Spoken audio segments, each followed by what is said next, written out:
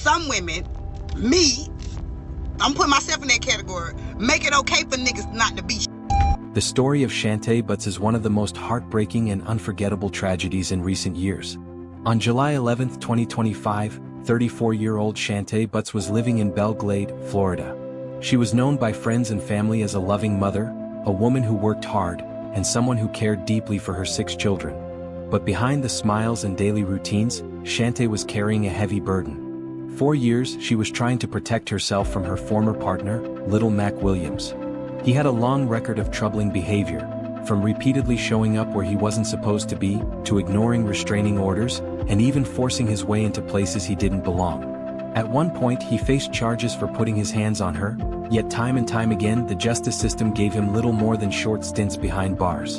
In fact, the longest sentence he served was only 157 days. For Shantay, this meant living in constant fear, always looking over her shoulder, knowing that one day he could return. And her fear wasn't unfounded. Just days before her life was taken, Shantay filed fresh complaints with the authorities. She reported being followed and harassed. At one point, she even posted online to expose what was happening, sharing that she was being watched and warning that she felt unsafe. She wanted the world to know what she was going through, hoping that if something happened, there would be proof that she tried to protect herself.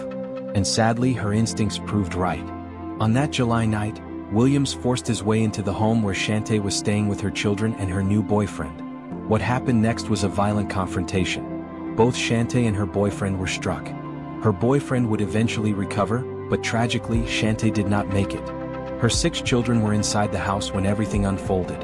In an incredibly brave act, one of her children grabbed a phone and called for help.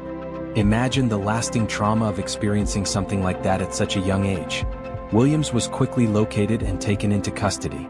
Today, he faces charges including first-degree charges for taking a life, attempted first-degree charges for injuring her partner, and possession of a weapon as a convicted felon. If convicted, he could spend the rest of his life behind bars. Advocates say Shantay's story highlights how broken the system can be. Too often, short sentences and a lack of strict enforcement of restraining orders allow repeat offenders to slip through the cracks, until tragedy strikes. This is a reminder of how many others go through similar experiences, their cries for help unheard or unanswered.